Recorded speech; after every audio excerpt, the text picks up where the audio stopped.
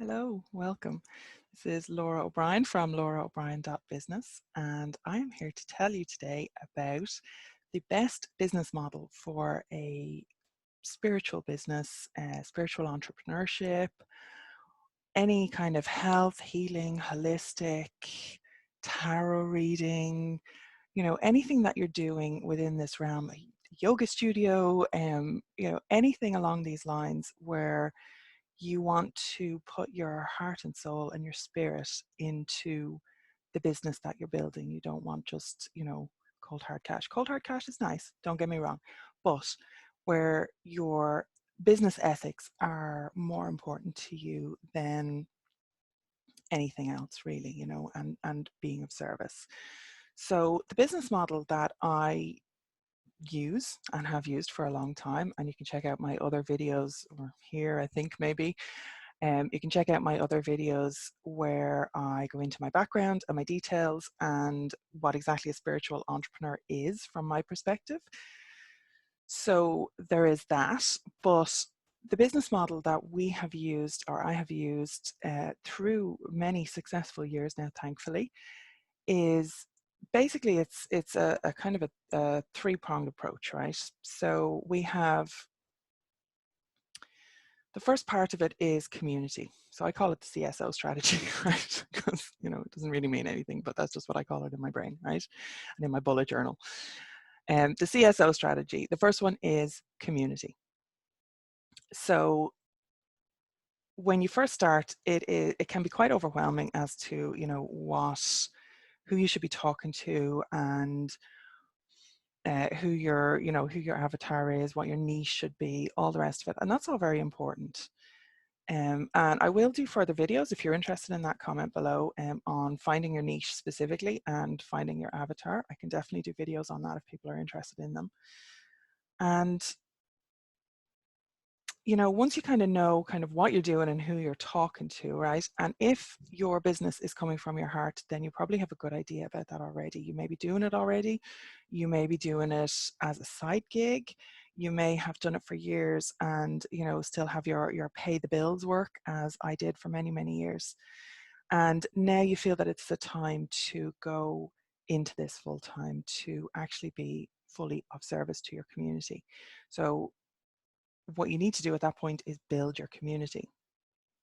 And my suggestion, or my business model for this, is that this is always the first part. This is always, absolutely what you're doing, right? So you need to have basically two main platforms, right? One needs to be searchable. And for this, I recommend, like 100% recommend, either a blog or YouTube.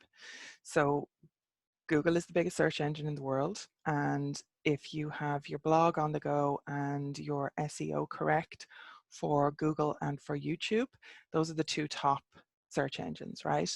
So if you have a website with a blog on it and you're refreshing the content and you're updating the content and you're creating content, you will be building a community that way. You will be looking at how you can generally you're basically creating, it's the top of your funnel, right? You're creating this kind of wide catchment. Just throw your knowledge out into the world and be of service that way, right? Now, service is part two, but it definitely kind of, there's a little bit of slide in this one as well, right? But your community platform should be your blog or your YouTube. And I know that there are people who, a podcast actually would do it as well, but the two that I will definitely be teaching about, because of the two that I use and have been most effective for me, are blogs and YouTube. So you're looking to create a catchment funnel basically for your community and start to get people knowing who you are, what you're about, what your branding is. We can talk about branding if you want. Again, I'm up for talking on this channel. I'm up for talking about anything really that people want to hear from me about, that I'm competent in, obviously. So and I would be very upfront about anything that I'm not competent in, believe me. So there's so that's your kind of your community building. The kind of the second part, and the part that most people kind of get a bit skewed up in, that is using social media to build community. And it's definitely It's definitely an important factor to have in your business model, right? But again, I would say choose one platform. So even with your blog and your YouTube, I would say focus on one of those things. Just focus on one, really do it well, get it really, really sorted and dialed in, right? And then a social media platform, again, choose one, right? So I tend to go with Facebook because the advertising there is so easy to do. And if you want to get into paid advertising later, it makes sense to start building up a Facebook audience now. And, you know, again, start to serve your community on a platform that maybe you can kind of, again, widen that community catchment funnel at a later date with paid advertising if you want to go that way. But for now, we're talking about organic or natural, let's call it natural growth of your community. So what you're doing is basically putting yourself, I suppose, out into the world and making sure that people know who you are, what you're about, what your message is, how you can be of service to them, right? So that is through content creation. Your primary content creation platform, blog or YouTube, should then be pushed out to your social media platform, right?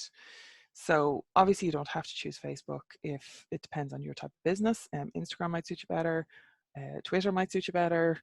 You know, it does depend on your type of business. It also depends on what you're comfortable with. You know, there's no point in going and you know, learning a whole new social media network that A, may collapse in the morning, right? Because that happens, or B, that you don't feel at home with, you know, you don't feel comfortable with, because your community will definitely pick that up. And what you want to be doing is reaching them authentically. Okay. So your community is basically the community business model, the community phase of the business model is to create that catchment funnel and just put yourself out there and start being useful to people, start being providing practical information, right? With the service element, then the SCSO is our business model. With the service element, you start to be more directly of service to people, right? So service definitely comes into the community side of things and should really be built into everything, right? So service is in the middle because it is part of the three legs of this stool, right? But when you are specifically in this phase, right, so you have a community who is interested, you need to get them onto a mailing list, really, is where that comes down. And while your YouTube channel and your blog, YouTube channel, I suppose, could be shut down. I don't really hear that happening very often. And if I do, it's for very obviously illegal reasons, right? Um, so generally a YouTube channel is pretty safe. Your blog is definitely, like, if you have your own website on your own hosting, and again, we can get into the technical side of all of that. Please just let me know what you need in the comments below, right? And I will definitely make more videos on this. So when you get into this kind of service, one of the dangers with building a business on social media, which a lot of people still do, is social media alone, I mean, is that it is much easier for anybody to shut that down. Okay, so for any of the platforms to go bust, or for you know, an entire Facebook page with like thousands or hundreds of thousands of followers on it to just be shut down, you know, kind of arbitrarily, really. That does happen a lot, unfortunately. But at the end of the day, you don't own that asset, right? With your YouTube and with your blog, you have a lot more control over it. Um, but when you get to your service aspect, you need to be directly communicating with your community. So, and they need to be able to directly communicate with you, right? So you can do that in blog comments, you can do that in YouTube comments, but a much more personal and again, authentic approach to this is to have your mailing list in place, right? And from a purely practical business point of view, then, to kind of tie up what I was saying about the other assets, this is an asset that you 100% own. So this mailing list is something that is a tangible business asset, right? And just from a very practical point of view, that is a very, very, very vital thing to have, right? But a mailing list on its own, just having people on your mailing list. And usually when you get from, you know, you have your community built up, you have fans, followers, all that kind of stuff on your blog, on your YouTube, on your Facebook page, on your social media account, whatever you're using, one of each, remember. Um, when you have all that built up, what you want to do is get them to kind of the next stage down in the funnel, okay? And the next stage down in the funnel is where you can, again, directly communicate with them and they can directly communicate with you. And that is pretty much only through a mailing list, right? I'm gonna nail my colors to the mast there. This is really, really vital in the service aspect, because with this mailing list, you can really start to drill down to what they need, what their problems are. You can, you know, you can ask them direct questions, you can give them surveys, you can provide resources directly, which are much more likely to be picked up through their email than just randomly, you know, even if they're subscribed or anything like that on your other channels. People are much more likely to read an email still. Email is not dead, you know, it's a very important part of everybody's day, really, you know, or the vast majority of people's day. So if you have people who know you through your community channels, then you know you can build and like you, hopefully you can build the trust then, and start to genuinely be of service to them through your email list. And that is really, really vital, for, I suppose, for any business really, but specifically for our kind of spiritual entrepreneurship, our heart-centered businesses, our holistic businesses, our you know, spiritual teaching, anything like that that we're doing. It is so vital to be of practical, valuable service and to know how to be of service to your community. Okay. So, I mean, you know, when people sign up to your list, usually they're going to sign up for a reason. Okay. So some people just, they like you and they want to hear more from you. And that definitely does happen, based on, you know, the content that you're putting out on other channels. But primarily, you're going to get people onto your email list because you make them an offer, right? So you can start to be engaged with your community at phase one and figure out maybe, you know, one or two different types of offers that maybe they might want. If it's a PDF, if it's a little video series, if it's a checklist or a free guide or an ebook even, you know, something practical that people can use in a relatively short amount of time. You don't want it to be a mission or a chore that they have to kind of get through, right? So it has to be something that's easy for them to consume, that's going to be practically solving a problem for them. And you know, when they sign up then to get this, you obviously make it very clear that they're signing up to the email list, and you know, you're not going to fuck around with their data, or you know, you're not going to sell it to anybody. Obviously we're not going to be doing anything like that.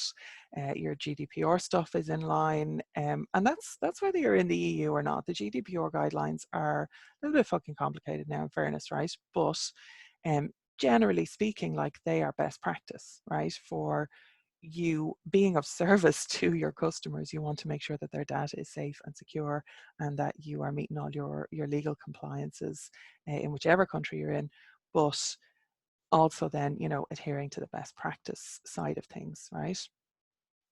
And again, I know I'm throwing a lot at you now, and we can definitely drill down into pretty much all of this, any of it that suits you. Make sure that you subscribe to the channel because and hit the bell for notifications so that you don't miss anything. And there'll be a link to my email list below, and you can definitely sign up to that as well if you want to get more practical resources directly to your inbox, right? So once you have that kind of the phase two of it drilled in, and you know, you have that know, like, and trust, and you hear that a lot in business stuff, but it's even more important for our type of businesses, that people know, like, and trust you, that you're being authentic. That, I mean, in our primary business, authentic connection to Ireland is our actual, like, mission statement. It's not even a tagline, it's literally our ethos, right? and it is at the heart of everything that we do. And the third phase then in this is that you can, once you have gone through a phase, and this could take 6 months, it could take a year, right? You don't have to be monetizing straight away. And it's far more important that you get phase one and phase two, right? So working with these kind of businesses is not a get rich quick scheme, right? It's never going to be that. It can be a lucrative market, absolutely, and you can have a very, very successful business, but it's critical that you get phase one and phase two of this business model dialed in first before you even think about making an offer. And then when you do get to the point of making an offer, a paid offer, that people can, come and be your clients or take a class with you, or whatever your particular type of product or service is, that offer is very much based on phase one and phase two, right? And it is genuinely solving a problem that your community have, that it's within their price range. That now that's kind of, we can talk about pricing as well, absolutely, but you're never going to hit it within everybody's price range, right? But that it's fairly reasonable.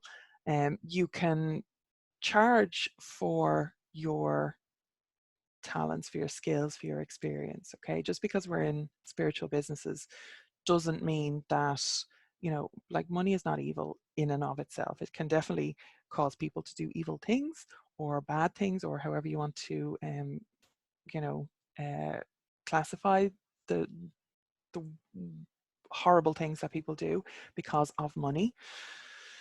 But that doesn't have to be you, right? You can earn money, you can earn a living, you can earn a wage, and it's very important that you understand that, and that your audience understand that, that this is a business that you're in as well. Okay, so, like, you don't have to hide it, you don't have to be ashamed of it, you don't have to be afraid of it. But when you do get to the point of making an offer, it has to be genuinely of service to your community service offer. Okay, it has to be solving a problem that that they have told you that they have, and a problem that you can genuinely solve, that you're not blowing smoke up anybody's arse, right? Um, and all of that, like, to get to that point of offer, will take some trial and error. It will take building that community. It will take being of service and building that absolutely crucial trust element to it. Okay. But yes, you will get to a point where you can make an offer, and you will get to a point where you are able to, make a living off what you're doing, because you will have a certain amount. This is the smallest end of the funnel, right? Where there's a certain amount of people who are only ever going to, be on your peripheries, who are going to stay at that kind of wide community circle, right? There are definitely going to be a lot of people who stay at your service stage, the second phase of that funnel, which is a narrower circle, definitely. So there'll be less people in it, but they will be people who have committed to you, who, are loyal to you, who trust you at that point. Maybe not when they join first, but definitely when they've been on your, if you're doing it correctly, right? If you're doing it right, if you're genuinely being of service to them, then that will build the trust, right? And then there will be a much smaller circle of people who actually pay for your stuff, for the offers that you're making, for your services, for your products. And that's okay.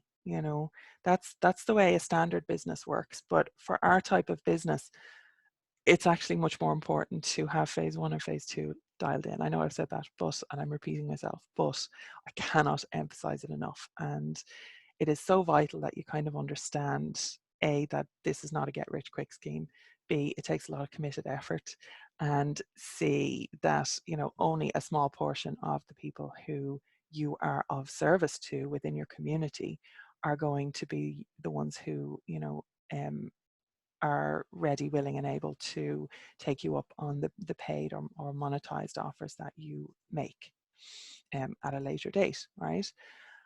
And that's okay. Because what will happen is, over time, and it does take time, but over time, your catchment funnel, your community at phase one will grow so big, and it just becomes a matter of numbers then, you know. So your income will increase relative to the other circles, you know. So your income circle, your offer circle will increase relative to your service circle and relative to your community circle. And you know, I mean, personally, I love the idea of the three circles and, you know, the whole triple spiral thing going on, because, you know, Irish paganism is my gig. But yeah, it's a business model that really, really fits and really suits.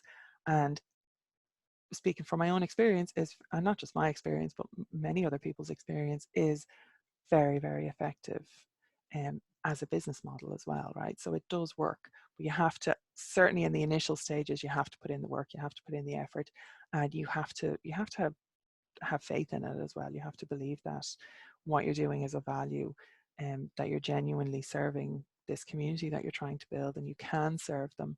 And you know that it's okay then at some point to start to make a living and start to make an income off this, because you're not tricking anybody into it. You're not, you know, you're like, when people get to the point where they are ready, willing, and able to take up the offers that you can make to them, it's going to help them. It's going to continue to be of service to them. And you will start to get that feedback then as well. And that builds obviously confidence in your own side of things. And, you know, it builds trust. You have to kind of take a leap of faith first. And I know a lot of us who are working in spiritual entrepreneurship, in spiritual businesses, in holistic businesses, health or healing businesses, in spiritual teaching, in any of these realms, right? A lot of us uh, often don't have the confidence in what we're, not that we don't believe in our own skills or, you know, our abilities, but we don't have the confidence of it within a business model. Okay, so this channel, my community that I want to build, my service that I want to give to you, is to show you that you absolutely can, you can have that confidence to bring your skills, to bring your abilities, to bring your desire to help people and to be of service, um, to a business model that actually works and will absolutely provide a steady income, you know, down the line for you and your family. Okay. So thank you for your time and your attention. Make sure to like and subscribe and hit the bell for notifications, and share it around if you want to, because we're a new channel and it would really help. And, you know, make sure that you join the email list if you're interested in moving from the community phase to the service phase, where I can more directly be of service to you. Okay. So slán go fóill, goodbye for now, and I will see you in the next video.